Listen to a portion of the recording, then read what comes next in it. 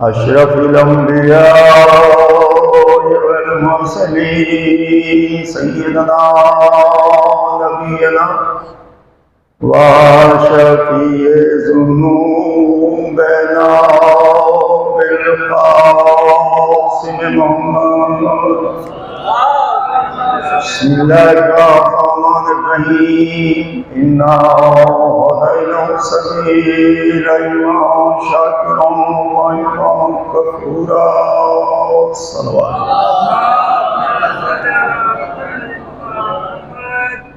अशरफ मजालिस जो अंजुमन गुलदस्ता-ए मातम रजिस्ट्रार की जानिब से एक सिलसिला चल रहा है, इसकी आज चौथी मजलिस और इस मजलिस में हमें शिरकत की सादत हासिल हो रही है। आपके बीच अभी ऐलान हुआ है उन्वान का, इस्लाम, हिदायत और मुआशरा। ये तीन लफ्ज़ तो अलग अलग हैं, लेकिन तीनों एक दूसरे से रब्त रखते हैं, रिश्ता रखते हैं। इसलिए कि इस्लाम एक दीन है और दायरे इस्लाम में रहने के लिए हिदायत लाजिम है। हिदायत जब लाजिम है तो हिदायत याफ्ता हसीन मुआशरे का हिस्सा बन जाता है। तो ये तीनों लफ्ज़ हैं हमारे बीच में बड़े अहम होते हैं। इसलिए कि अगर पहले इस्लाम को समझा जाए तो आप हो सकता है बच्चे न जानते हों कि इससे इस्लाम बना, जिसके मानी में सलामती।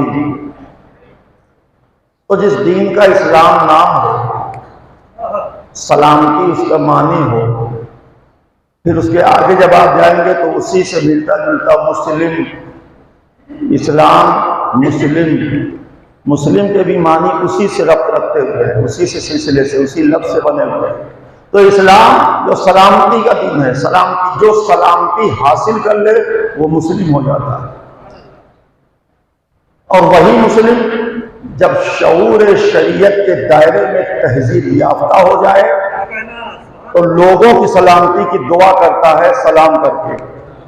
आप समझे, जब आप कहते हैं सलाम या सलाम वालेकुम, तो फिर वही इस्लाम जो सलामती है, मुसलमान जो सलामती और सिल्म के सहारे अमन की मंजिलों में आ गया है, अब वो अपने लिए सिर्फ नहीं बचा, दूसरे की भी सलामती की दुआ करता रहता है।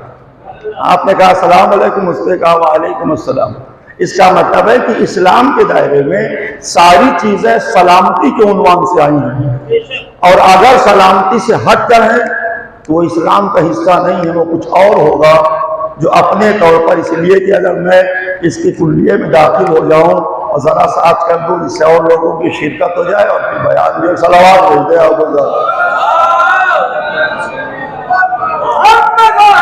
यानी जो आप जाहिर कि जो मैंने इसके मानी बता दिया आपको और इसके मकासद आपके सामने रख दिए कि सलामती और सिल्म, सलाम अलैकुम और सलामत रहें आप, तो चारों तरफ से सलामती ही सलामती है।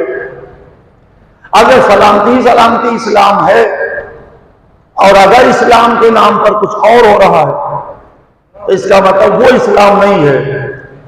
अगर इस्लाम वही रह जाता जो अल्लाह ने नबी के जरिए भेजा था तो अशरफ मजालिस की जरूरत ही न होती, मजलिसों की जरूरत ही न होती। मजलिसें होती हैं हिदायत के लिए। एक बार मजलिसें पढ़ने लिया जब गए शियाजात में जो मजलिसें होती हैं, कुछ अकीदा हजरात हैं माशाल्लाह से, वो मजलिसें करते हैं, अशरफ मजालिस होता है, वो सब होता है। तो उन्होंने कहा इतनी कसरत से आप मजलिस क्यों करते हैं, इतनी ज्यादा? जब देखिए आपको फोन किया जाता तो आप ऑन कर देते, मजलिस हो रही है। जब कहिए तो मैं मजलिस पढ़ने जा रहा हूँ। आप हर वक्त मजलिसी पढ़ते, होती है तब तो पढ़ते हैं। ने कहा होती तो है ये मजलिस। तो कहा उनका ये जहन था कि चंद मजलिसें हो, रोज 10-20 मजलिसें हो। हमने कहा अभी और बढ़ेंगे ये, इसकी अभी और कसरत होगी, अभी तो कम है। अरे अभी कम है, इतना ज्यादा होती है, अब क्या कम है? हमने कहा नहीं, क्योंकि हमारी मजलिसें क्यों होती हैं, इसका जवाब मौला हुसैन ने दिया था 28 रजब को मोहम्मद हनफिया के सवाल के जवाब में कि आप क्यों जा रहे हैं? कहा अपने जद के उम्मत की इस्लाह के लिए। तो जब मकसद हुसैन ने बताया कि मैं अपने जद की उम्मत की इस्लाह, मतलब रसूल की उम्मत की इस्लाह के लिए जा रहे हैं, हमने उनसे कहा ये आपने सुना? कहा हाँ तो सुना है। कहा वही इसी बुनियाद पे मजलिसों की कसरत है। जब तक आप लोगों की इस्लाह नहीं हो जाती तब तक मजलिसें कसरत से होती रहेंगी। जब आप लोग सही रास्ते पे आ जाएंगे मजलिसें खुद ब खुद कम हो जाएंगे। सलवात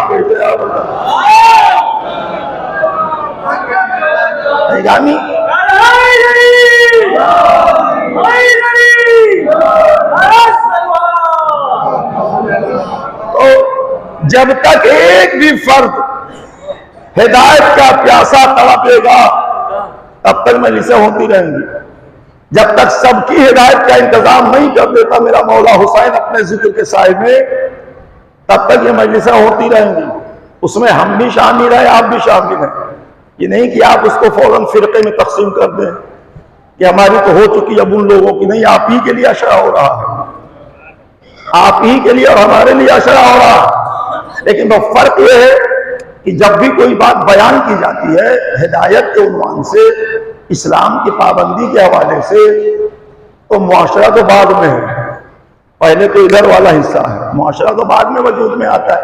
तो मैं अर्ज कर दूं कि मुआशरे की बात छोड़ दीजिए, अभी आखिर के हिस्से मुंह से रखिए, आखिरी खाने में अल्लाह ने आपके लिए हिदायत का इंतजाम किया। ये ऐलान ही बता रहा है कि आप मुहताज हिदायत हैं। पहला मरहला तो ये हो गया, इन्ना हदैनाहु सबीला, हमने तुम्हारे लिए हिदायत का इंतजाम कर दिया। या अल्लाह इतनी अहम नेमत अक्ल तूने अता कर दी जो किसी मखलूक को नहीं दी। इसी की बुनियाद पर अशरफ मखलूक है ये, और उसके बाद भी इसको हिदायत की जरूरत है। जिसके पास अक्ल नहीं उसकी हिदायत की जरूरत नहीं थी, जिसके पास अक्ल है उसी को हिदायत की जरूरत है। आप समझ रहे, मैं कर रहा हूं हिदायत किसकी हो रही? जिसके पास अक्ल है। अक्ल भी हादी है, हिदायत के उन्वान में अक्ल भी हिदायत करती है, लेकिन अक्ल की हिदायत पर कुदरत मुतमईन नहीं है। खालिक़े अक्ल खुद मुतमईन नहीं है कि इसकी अक्ल इसकी हिदायत करेगी। अक्ल सबके पास है, अगर अक्ल हिदायत करती तो लोग हराम चीज पीते क्यों, लोगों पे जुल्म करते क्यों, और उसी के हुकूक को पायमाल करते क्यों, बरादरी में इख्तिलाफ पैदा क्यों होता, ये इंतशार का तूफान उठता क्यों है, ये इख्तिलाफ की आंधियां चलती क्यों है, ये हसद और गुस्स के तूफान बार बार क्यों सामने आते हैं, ये झूठ बोलने वालों की किताब लगी क्यों है, मुकदमा लड़ने वालों की मंजिल दिखाई क्यों दे रही है, ये इख्तिलाफ ही बता रहा है। यही जरूरत हिदायत है, कुदरत देख रही है। जवाब देते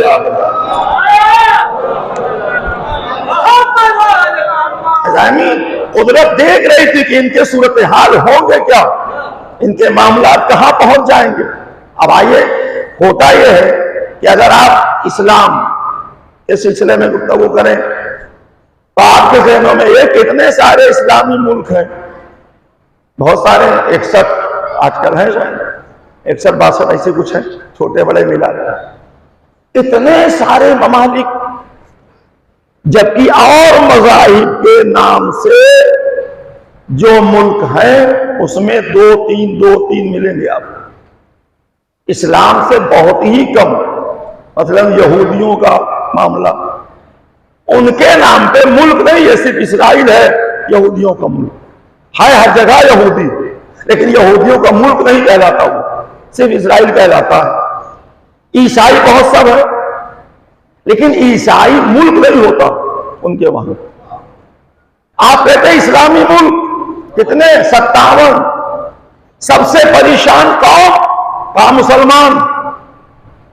इतने मुल्कों के तहफ्फुज़ के बावजूद ये मुसलमान परेशान क्यों है? इसलिए कि एक फरेब है कि इस्लामी मुल्क ये मुस्लिम मुल्क है, इस्लामी मुल्क नहीं है। बस यही से इस को आप महसूस करो, ये इस्लामिक मुल्क नहीं है, ये मुस्लिम मुल्क है। जहां जहां मुसलमान बादशाह हुआ उसका नाम दिया गया इस्लामी मुल्क, जबकि ये मुसलमानों का मुल्क है। और मुसलमान कभी इस्लाम नहीं होता, इस्लाम मानने वाला मुसलमान होता है। इसको आप उलट लीजिए। लोगों ने समझा कि जहां मुसलमान वही इस्लाम, नहीं, जहां इस्लाम वहां मुसलमान, जहां इस्लाम नहीं वहां मुसलमान नहीं हो सकता। ये गलत नाम इस्तेमाल किया लोगों ने।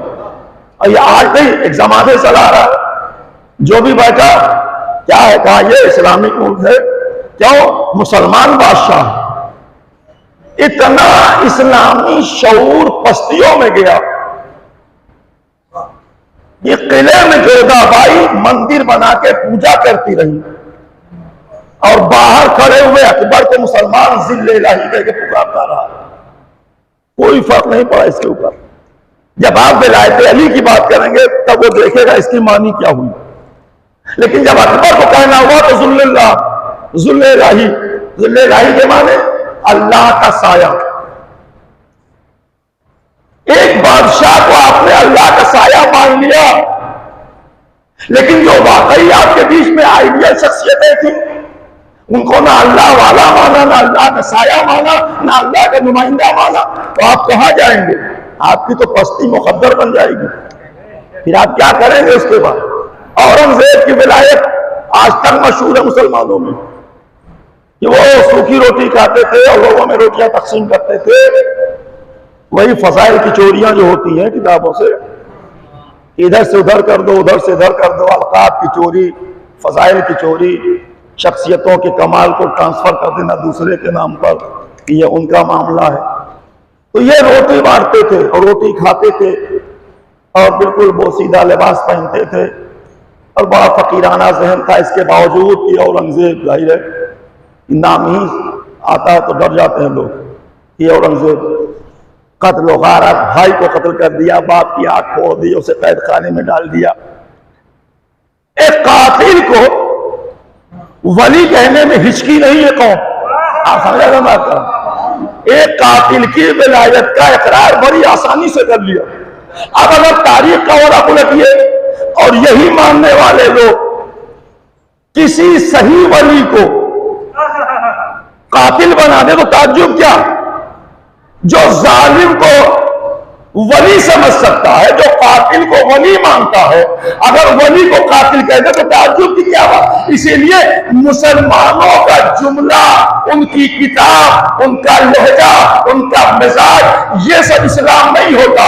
इस्लाम सिर्फ कुरान होता है या अहले बैत की सीरत हुआ करती है। इसके अलावा और कुछ तो एक सवाल भेजे और यानी जब आप इस्लामी मुआशरे का तस्करा करते, कौन सा इस्लामी मुआशरा? इस्लामी मुआशरा तो कहीं किसी तारीख ने आज तक पेश ही नहीं किया। हर हादिये बरहक के पास आने वालों की सबसे ज्यादा तादाद 19% मुआशरे का 19%, 81% लोग मुखालिफ रहे हर दौर में। तो मुआशरा कहां बना? मुआशरा तो बना ही नहीं। क्यों? अब इन्हें हिदायत की जरूरत क्यों है? इसी पर इस वक्त की गुफ्तगू हो जाए, उसके बाद इस्लामी मुआशरा तस्करे में आ जाएगा। क्यों इनको हिदायत की जरूरत है? आप बताइए। उस दिन मैंने किसी मजलिस में अर्ज किया था कि मौला अली से आके कहने वाला कह रहा था, मौला मैं आपका शहदाई हूं, आशिक हूं, आपको वली मानता हूं, मौला मानता हूं, आपके लिए मैं जान दे दूंगा। तो फिर भाई क्या चाहते, क्या हो? कहा नहीं मौला, अब देखिए कहीं कहीं ईमान के वाकयात में ईमानदार लोग भी हैं जो आप समझते हैं दिलों में कह नहीं पाते, वो कह दिया, उसने कह दिया तो हम लोगों के लिए नमूना बन गया, हिदायत का सामान हो गया। मौला अली ने कहा फिर क्या मामला, क्या तुम्हारा, क्या दुश्वारी है? कहा सब कुछ आपको मानता हूं, लेकिन जब गुनाह सामने आता है तो कर लेता हूं, रुक नहीं पाता। तब इमाम को कहना चाहिए ना कि भाई तब मुझको मानती नहीं तुम, तब क्या मानते हो? तब तो बस दावा है तुम्हारा और कुछ नहीं। क्या कहना हादी बरहक के इशारे का और एक ऐसा नुस्खा देना इमाम का। 3 बार इमाम ने कहा, कुछ और नहीं कहा कि जरा मेरी मार्फत हासिल करो, तुम समझ नहीं पाए हो विलायत को, तुम मेरी मोहब्बत का मामला नहीं समझ पाए अभी तक, तुम मेरी जात को नहीं समझे, कुरान पढ़ो देखो क्या कह रहा है अल्लाह। कुछ नहीं, जैसा आने वाले का ज़र्फ वैसा जवाब। यह है हिदायत का तरीका मासूम के। अपने इल्म का मुजाहरा नहीं किया हिदायत करने में, आने वाले इल्म को देखा, उसी एतबार से अपने आप को नीचे ले गए, उसकी हिदायत कर दी, इसलिए कि मकसद हिदायत था, इल्म का मुजाहरा नहीं था। इसीलिए जब अंडे का व्यापारी आया कि खुदा को नहीं मानता, तो उससे कहा जर्दी सफेदी नहीं मिलती, तो तुम इस पर ताज्जुब नहीं करते कि लिक्विड होकर मिलती क्यों नहीं, मिलाने पर नहीं मिलती। जब तुम इसे बनाने चलते हो तो उसे घोल कर मिलाते हो, फिर अलग हो जाती है। तो कौन है जो अलग किए हुए? कहां अलग तो होती है, क्या तो वही जो अलग किए हुए उसी को खुदा कहते हैं। अब चूंकि तिजारत अंडे की कर रहा था तो उसको उसके तिजारत के हिसाब से बता दिया इमाम ने। लेकिन जब कुमैल को दुआ तारीफ करनी हुई तब कहा कि अल्लाह कौन है, फिर अपने इल्म के एतबार से खुदा का तारुफ कराया। इसलिए तो पूरी कायनात को दुआ जानी थी, इल्म वाला भी पाता, जाहिल भी पाता। तो उसने पुकारा, या अल्लाह तेरे अलावा कौन है इस लायक जिसका सजदा किया जाए, और तेरी मार्फत के जौहर कौन पा सकता है, तेरी ये वहदत की मोतियों से कौन सरफराज हो सकता है। तो ये सख्त मंजिल बात। इमाम ने इसकी हिदायत के लिए क्या कहा? सलावत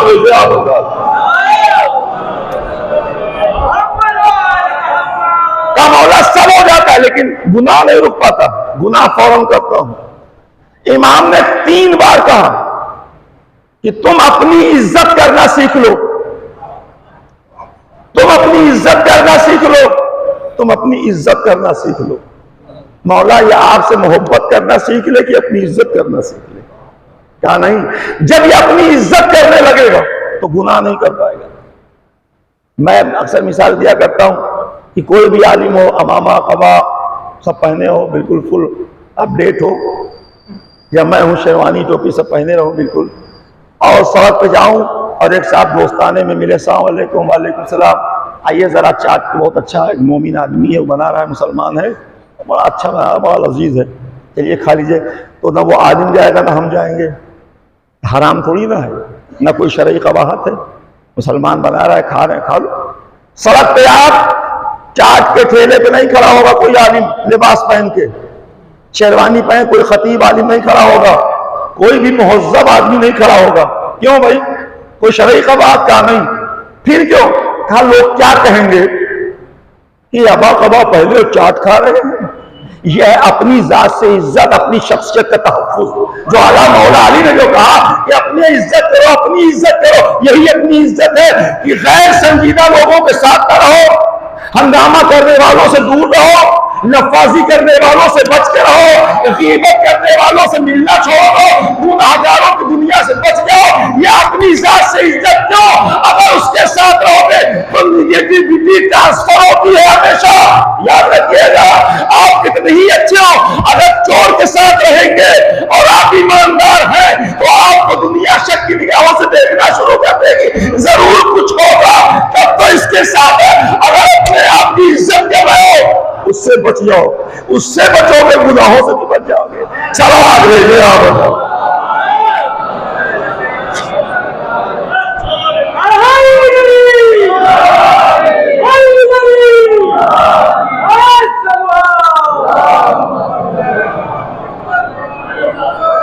अब अगर किसी जवान के जहन में ये आ जाए कि खिलाफत में के दौर में, चौथी खिलाफत में मौला अली मीसम तम्मार की दुकान पे बैठते थे, आके फुटपाथ पे दुकान थी खजूर की, उस पे बैठते थे, तो मीसम क्या आप मानते हैं? अली वाले थे ना, गुनाहगार तो थे नहीं। हम तो माइक की तलाश करते हैं मदे मौला करने में, कि थोड़ा आवाज दूर तक जाए और समझ में आए, यूट्यूब पे जाए और सोशल मीडिया में जाए और फिर उसको लाइव किया जाए तो क्या कहना। हम अपनी शोहरत के मोहताज बने हुए बैठे हैं, हमें शोहरत मिल जाए किसी सूरत से। मीसम ने क्या किया था? मीसम का माइक नहीं लगा था जब मदे मौला कर रहे थे, जंजीरें बंधी थी, दारे फराज पे थे, बगैर माइक के, बगैर लाइव के, बगैर यूट्यूब पे गए हुए। हमारा यूट्यूब पे मजलिस आप डाल दे हमारी, और सुबह कुछ लोग देख लेंगे, कहा कितने लोग, 300 लोगों ने देखा, बात खत्म हो गई। बगैर यूट्यूब के पूरी दुनिया को अपना बयान सुनाने वाले मुखर्रिर को मीसम कहते हैं। आज तक वो चल रहा है, आज तक शेयर हो रहा है, आज तक लोग डाल रहे हैं क्या मीसम बोले। इसका मतलब है जब अपनी शोहरत ढूंढोगे तो महदूद रह जाओगे, और खुदा के दीन की शोहरत के लिए काम करोगे तो हमेशा बाकी रह जाओगे, कोई मिटा नहीं पाएगा। सवाल है आप बताओ,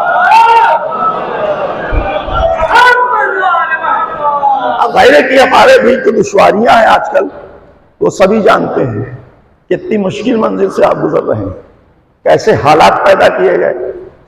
इसलिए कि आप जानते हैं कि जब इस्लाम के मुखालिफ बन के लोग लड़ते रहे इस्लाम में, तो मौला अली दिफा करते रहे, जीतते रहे। तो ये जो बाद में लोगों ने इस्लाम कबूल कर लिया, ये मैदान जंग के थके हुए लोग थे कि अब नहीं कुछ, अब कुछ होगा नहीं, अब सीधे चलो कलमा पढ़ो, फिर वही करो वो सब जो करना है बाहर, बराबर ये जुमला आपको बीच में आता रहता है। तो ये मैदान जंग में थके हुए लोग मायूसी के आलम में जब कुछ नहीं रहा तो कहा आप कलमा पढ़ लो, तो कलमा पढ़ के इस्लाम के दायरे में दाखिल हो गए और करके वही सब करने लगे हंगामा, जिस हंगामे की वजाहत करने के लिए मिंबर बना है। इन लोगों ने किया क्या शरारत की। वैसे ही आजादारी के खिलाफ बाहर के लड़ने वाले लोग थक गए, कहा अब कुछ नहीं होगा, अब इन्हीं में चलो और इन्हीं वाले बन के फिर मुखालफत करो और फिर इसको तहस तहस करने की कोशिश करो। लेकिन ये ख्याल खाम है लोगों का, चाहे तुम मुझ में बन के आओ, चाहे तुम बाहर से लड़ो, ये है जिक्र हुसैन, न कम हुआ है न होगा, न कयामत तक कोई रोक सकता, कोई नहीं रोक सकता। कितना मिंबरों से कहा जाए मातम पर एतराज करते रहिए, जितना करेंगे उतना ही बढ़ेगा मातम। आप समझते नहीं, एक एक ना, किसी बात बीच में आ गई तो पूरा कर दो, एक एक अज़ादार की इज्जत करना सीखिए। ये अज़ादार ना होते चौराहे पर हम मातम नहीं करते, कोई आलिम मातम नहीं करता, जाकर अज़ादार मातम करता हूं। जंजीर के मातम पर एतराज करना तो आसान है, लेकिन करके दिखाइए कभी चौराहे पर, तब मैं जानूं। एक जंजीर मार के दिखाइए, कमरे में खाकर सोकर मिंबर पे तकरीर करके दीन इस्लाम के पाबंद होने का दावा झूठा है, कुछ नहीं इसमें है, इसमें कुछ है ही नहीं है। मुझसे ज्यादा आप इस मुआशरे को नहीं जानते जिस मुआशरे की बात मैं कर रहा हूं। 40 साल से इस गिरोह के खास हिस्सा बना हुआ हूं, मैं जानता हूं किसकी क्या सूरत है। आपको ये कहां से समझ में आया कि मातम ऐसे नहीं ऐसे, आजादारी की इस्लाह, आजादारी की इस्लाह, इस्लाह आजादारी की आप करेंगे कि अपनी इस्लाह आजादारी से करेंगे? आप अपनी इस्लाह आजादारी से करिए, आजादारी की क्या इस्लाह होगी? अगर कोई नमाजी गलत है तो नमाज की इस्लाह करेंगे कि नमाजी की? नमाज तो सही है ही, पढ़ने वाला गलत है ना, वैसे आजादारी तो सही है ही है। हो सकता है आजादार गलत हो, आजादार की इस्लाह करिए। इस्लाह है आजादारी जहन में कहां से आ गया किसको? ये कौन सा उन्वान बन गया? अगर आप इसकी तारीख उलट के देखिए तो बुजुर्ग उलमा बताएंगे इसकी तारीख क्या है। बना बनाया आजादारी का शजर मिल गया, आपको फल मिल गया, तो आपने उसको महसूस नहीं किया ये दरख्त लगा कैसे, इसमें फल आया कैसे, ये सब्जादार हुआ कैसे, ये आज मुझे साए में अपने लिए कैसे है। दरख्त के पत्तों के साए में पनाह लेने वालों ये नहीं सोचते कैसे लगा, जैसे हालात थे वैसे लगाया गया। अगर ये आज का गिरोह 25 साल 30 साल और पीछे होता तो ये आजादारी ना होती जो आपके पास है। ये सड़कों पे उतरे हुए आजादार का नतीजा है। यहां नहीं आते 10 गांव के लोग मजलिस सुनने, लेकिन किसी न किसी बहाने आशूर के दिन पूरे इलाके के लोग आपको मातम करते हुए देखते हैं, आपके जंजीरों कमा का अंदाज देखते हैं। क्या है? चलो जुलूस जाओगा। अब जुलूस देखा तो क्या हुआ? ये क्या अरे नहीं जानते इमाम हुसैन मारे गए करबला में? मातम ने पहुंचाया ये पैगाम। लोग आए थे करतब देखने की नीयत से, चलो देखें अभी आग पे ये कूदेंगे। उसी में कोई एक अक्लमंद आ गया, ये आग पे क्यों जाते हैं? जैसे ही क्यों आया वैसे आपके मातम का मकसद पहुंच गया लोगों तक, अब कुछ बचा नहीं। ये जंजीर क्यों मार रहे हैं? अगर क्यों का जवाब दे दिया लोगों ने उनको, तो फिर आपके तमाशनी का मकसद पूरा हो गया। ये जुलूस क्यों घंटों खड़ा है सड़क पर? क्या तुम्हें नहीं मालूम ऐसे ऐसे हुआ? बस ऐसे ऐसे हुआ, मकसद पूरा। ये है जिक्र हुसैन, ये आजादारी हुसैन। इसी से तो हिदायत हुई है हमारी। ना हमें मालूम होता कि सजदा कैसे करूं, हज में क्या चाहिए, रोजा कैसे रखूं, जियारत कैसे करूं। क्या कहना शहजादी ज़ैनब कुबरा का एक फर्श आज़ाद बिछाकर खुली हुई यूनिवर्सिटी की शक्ल में मजलिस हुसैन का तोहफा दे दिया। कयामत तक हिदायत होती रहेगी। चलो आगे।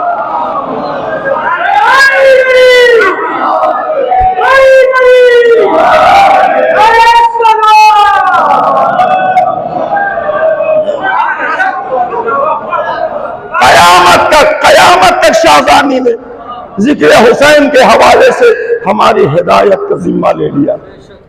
घबराओ नहीं। कैसी हिदायत होगी? आओ देखो कैसी हिदायत होती है।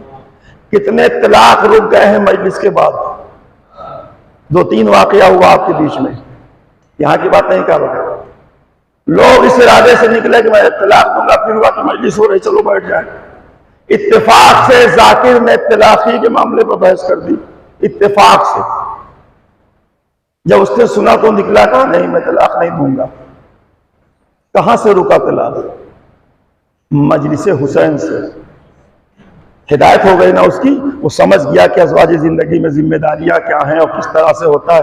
इसलिए कि अब आप जानते हैं, लोग कहते हैं मर्दों को अख्तियार दिया अल्लाह ने। चलो दिया अख्तियार, आपको अभी तो सरकार देती है राइफल लाइसेंस, तो आप निकलिए घर से, जितने लोग मिले उसको मारते चले जाइए। आप मार सकते हैं? नहीं मार सकते। कहा लाइसेंस है, राइफल लगाए हुए हो, पिस्टल लेके चल रहे हो, मारो जिसको मन हो। कहा नहीं भाई ऐसे कैसे मारो? उसमें शर्त है, अपनी जान बचाने के लिए, और उसकी कंडीशन सही हो, उसकी जांच होगी बाद में मारने के बाद। तो अगर लाइसेंस पाकर पिस्टल चलाने वाला सबको नहीं हर वक्त मार सकता अपनी मर्जी से, वैसे तलाक का अख्तियार रखने वाला मर्द भी हर वक्त तलाक नहीं दे सकता ये समझकर कि मेरा तो अख्तियार है। दोगे तो हिसाब देना पड़ेगा, तुम्हें गुनाहों में तुम मुलव्विस होना पड़ेगा, गुनाहगार हो जाओगे। तो ये मजलिस हुसैन की हिदायत। अब जाहिर है कि मैं इतनी जल्दी में चला कि इतना टाइम कर दिया, चलो आज भेज दिया।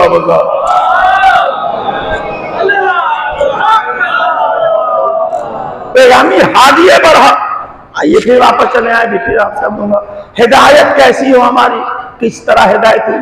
हिदायत जिस जिसकी हुई है उन लोगों को देखकर अपनी हिदायत का सामान मुहैया करिए। इमाम को नहीं, सलमान को, अबू जर को, मिक़दाद को, मीसम को, अबीब ने काब को, इन लोगों को देखो। ये लोग कौन हैं? ये सारे लोगों को की जिंदगी डिजाइन की है मासूम ने, और फिर देखिए इनकी जिंदगी कैसी है। इन्हीं को नमूने अमल असल में बनाया अल्लाह ने।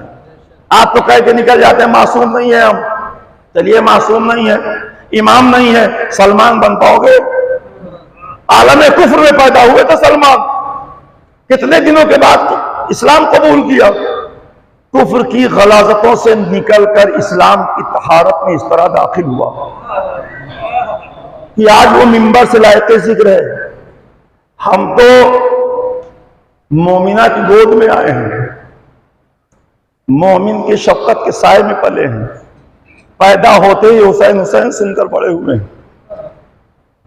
तो सलमान तो आपसे पीछे है, लेकिन इतना तेज चला मार्फत की दुनिया में कि जो लोग हासिल थे वो पीछे ही रह गए। और ये इतना तेज पहुंच गया कि 10वें नंबर पे जाके खड़े हो गए। और 10वें नंबर पे खड़े हुए तो सिर्फ 10वें नंबर पे खड़े नहीं हुए, नबी से कहला लिया सलमान मिन्नी, सलमान मेरे अहले बैत में। कितनी तेज सफर किया है मारिफत के आसमान पर, इतनी बुलंदियों पे पहुंच गया सलमान। कैसे पहुंचा? क्या मारिफत विलायत अली। विलायत अली का मतलब जो अभी 2-3 दिन आपने सुना होगा, मैं तो बाहर था नहीं आ पाया मजलिसों में, लेकिन आप जानते हैं विलायत तो मैं उसी हिदायत को ही विलायत है, जिसकी हिदायत हो जाती है वही विलायत की मंजिल में आता है। वरना हिदायत नहीं तो विलायत कैसी, और हिदायत नहीं तो शरीयत कैसी, हिदायत नहीं तो इबादत कैसी। कुरान भी हादी है साहिबा तकवा के लिए, हिदायत बन के आया हुदल्लिन्नास, लोगों के हिदायत के लिए आया था। लोग अक्सर कहते हैं कि इतना गलत आप कहते हैं, गलत कुछ नहीं, सब सही है। इसलिए कि पूरे आलम इस्लाम में कुरान ही तो एक किताब है, और तो सब ऐसे ही है।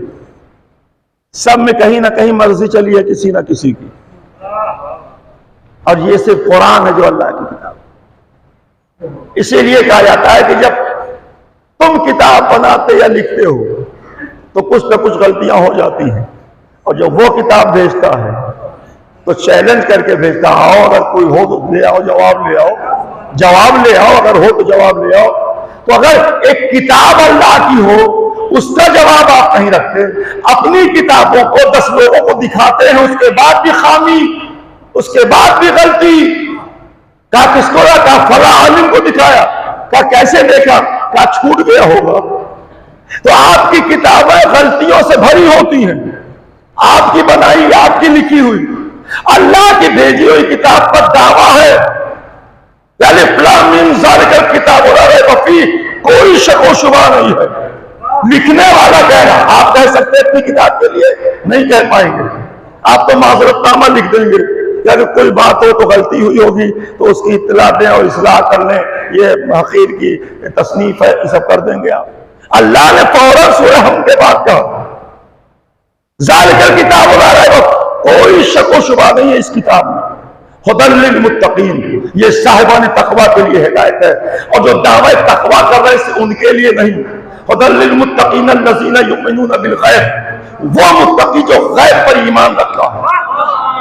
सिर्फ मुत्तकी के लिए हिदायत नहीं है, मुत्तकी की सिफत बताई है उसमें, जो खास सिफत बताई उसमें सिफत बताई, वो मुत्तकी जो गैब पर ईमान रखता है। कहने को सब मुत्तकी हैं, लेकिन गैब पर ईमान रखने वाले तो ये भी हिदायत है। लेकिन कुरान के लिए मसला यह है कि हिदायत लोगों की कर नहीं पाती सबकी हिदायत, जो पढ़ेगा उसकी तो हिदायत होती नहीं। पूरे रमजान कुरान खत्म हो जाता है और ईद की सुबह बाप बुलाता है तो तेज आवाज में अभी नहीं आऊंगा, रुकिए। इसका मतलब 300 पारा पढ़ने के बाद एक लफ्ज उफ समझ में नहीं आया, तो कैसी हिदायत कुरान आपकी करेगा? जब ईद की सुबह ही आपने डांट दिया बाप को तेज आवाज में, वहां कह रहा उफ ना करो, तो कैसा कुरान आपने पढ़ा? तो कुरान पढ़ना आसान है, लेकिन कुरान फहमी बहुत मुश्किल मंजिल है। कुरान फहमी बड़ा दुश्वार मरहला। इसीलिए मासूमीन ने कहा एक आयत अगर पढ़ के समझ जाओ और उसे अपनी जिंदगी का हिस्सा बना लो, समझ लो तुम कामयाब हो गए, दुनिया में कामयाब हो गए एक आयत पे काम। तो ये हिदायत करती नहीं किताब आसानी से आपकी, इसके लिए जरूरत पड़ी अल्लाह को कि हिदायत करे, लेकिन इसकी हिदायत का कोई रहनुमा हो जो इसकी हिदायत को पहुंचाए। कुरान सामित खामोश, अहले बैत कुरान नातिक बोलने वाले। कभी कुरान बोला नहीं, फिर अपनी जुमला में अर्ज कर दूंगा, कभी कुरान बोला नहीं, जब बोला तो मासूम की जुबान से बोला। जब भी इसकी तारीख आप पढ़ेंगे, मासूम की जुबान से बोला, उसे नहीं बोल सकता।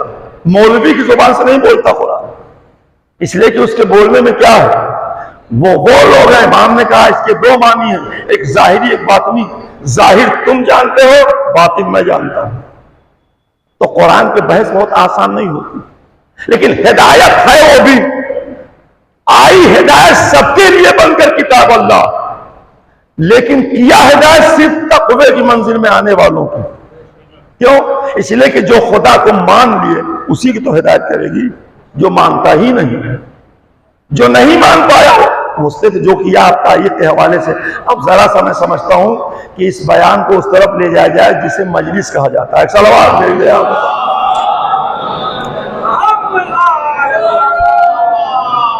तो मैं कहता भाई कि आपने हिदायत के सिलसिले में जो भी मासूमीन का तज़किरा किया, कभी किताब बोलती नहीं और न कभी बोली। सारे मोजज़े मिल गए अंबिया और इमाम की जिंदगी में, किताब के बोलने का मोजज़ा आज तक नहीं मिला किसी इमाम की जिंदगी में कि घर में किताब थी, इमाम ने कहा बोल, वो बोलने लगी। अरे जो पत्थर से कलमा पढ़ा ले नबी, उसको किताब को बुलवाने में क्या लगता था? जिसके धुले हुए हाथ मोती की शक्ल अख्तियार कर ले, जिसके उठे हुए हाथ में मिट्टी सोने के टुकड़े बन जाए, जिसके डूबे हुए सूरज को पलटाने का अख्तियार अल्लाह दे दे, जो सितारों को अपने दरवाजे पर ले आए और महताब को टुकड़ों में तकसीम कर दे, क्या वो एक किताब नहीं बुलवा सकता? अल्लाह ने इस मोजिज़े को रोक दिया कि देखो किताब को ना बुलवाना, अख्तियार तो दिया है तुम्हें लेकिन बुलवाना नहीं। क्यों? इसलिए कि अगर किताब किसी जमाने में बोलती तो हस्बुना किताबुल्लाह को तक़वियत मिल जाती कि किताब काफी है, आज नहीं कल बोलेगी, कल नहीं परसों बोलेगी। इसलिए मैंने कहा किताब काफी है। अल्लाह ने कहा बोलने नहीं दूंगा किताब। ये मोजज़ा रोक दिया अल्लाह ने कि किताब बोलने न पाए, जिससे कि काफी वाला दावा तब बोले। ये किताब काफी नहीं हो सकती। जब नहीं हो सकती तो कैसे कमाल में कुरान वो लाएगा, इसे निकाल, वो हिदायत करेगा। अब आइए, मैं शब जुमा भी है, शब जुमा है आज, और अहले बैत का तज़किरा और जिक्र अहले बैती हमारी हिदायत का बेहतरीन सामान है। अब आप यह समझिए कि जो फजाइल पढ़ा जाता है उसमें हिदायत नहीं होती, उसी में तो हिदायत है। अलग से इस्लाही मजलिस का मैं कायल ही नहीं हो पाया आज तक। कैसी मजलिस? इस्लाही पढ़िए, इस्लाही में क्या पढ़ूं? यही ना कि नमाज पढ़ना चाहिए, रोजा रखना चाहिए, मुस्तती हो जाओ तो हज करना चाहिए, पैसा साल में एक दिन हिसाब करके खम्स निकालना चाहिए, इसी को तो इस्लाह कहते हैं। और अगर यही सब सीरत मासूम का हिस्सा हो तो फिर अलग से पढ़ने की कहां से जरूरत पड़ गई? क्या मैं अब ये कहूं कि तुम्हें नमाज पढ़ना चाहिए और ये भी मैं पढ़ दूं कि यदि को बंदे रमजान की सुबह को सजदे में जरूरत लगी? क्या ये नमाज की अहमियत नहीं बताती? सातवें इमाम ने 14 साल तक कैद खाने में इबादत की और दुआ करते रहे, बारगाह तेरा शुक्र है कि तूने मुझे वो तन्हाई दी जिसमें मैं सुकून से तेरी इबादत कर रहा हूं। तो ये मौला अली का, मौला मूसा काज़िम का फजाइल भी है, हमारी हिदायत भी है। दोनों चीजें इसी में शामिल है, दोनों चीजें इसी में शामिल है। अगर आप हुकूक निस्वा की बात करते हैं, हुकूक नास की बात करते हैं, तो हक तो तय होता है मासूम की बारगाह से। इसलिए कि इस्लाम अखबार की शक्ल में नहीं आया है, शख्सियत की शक्ल में आया है। कोई आसमान से किताब नहीं गिरी थी कि यह कानून इलाही है। मासूम नबी का मैं 2 जुमले में जो मदद करता हूं, हर जगह, हर बस में, मीलाद में, सीरत में, मजलिस में, तो यही तो मैं कहता हूं आपसे बार बार कि उस नबी की मदद कौन करे जिसके हृदय में लबों से निकले हुए अल्फाज कुरान बन गए और जिसके छूटे हुए मैदान अमल के नक्शे कदम इस्लाम बन गए। अब अगर ये दोनों चीजें, ज़बान रसूल और कदम रसूल, इन दोनों पर मुसलमान को अगर यकीन है तो कुरान अल्लाह की किताब है, दीन अल्लाह का दीन है। अगर इस पर यकीन नहीं तो न इस्लाम अल्लाह का दीन है, न कुरान अल्लाह की किताब है। इन दोनों का शाहिद अकेला मेरा नबी है, दूसरा कोई गवाह नहीं है कि कब जिब्राइल आया, कैसे आयत नाज़िल की, कब दिया, किस वक्त दिया, किसके सामने दिया। अकेले कह दिया बस हो गया। तो मैं ये कह रहा था इस्लाम सीरत मासूम में है, लेकिन सीरत मासूम वैसे पढ़ा जाए जैसे पढ़ने का हक हो।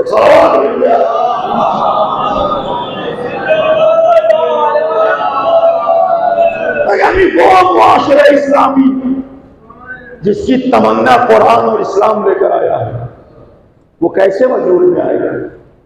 जब तक इंसान खुद गर्ज जिंदगी से निकलकर खुदा परस्त जिंदगी में नहीं आता, जब तक वो शरारत को छोड़कर शरीयत को पसंद नहीं करता,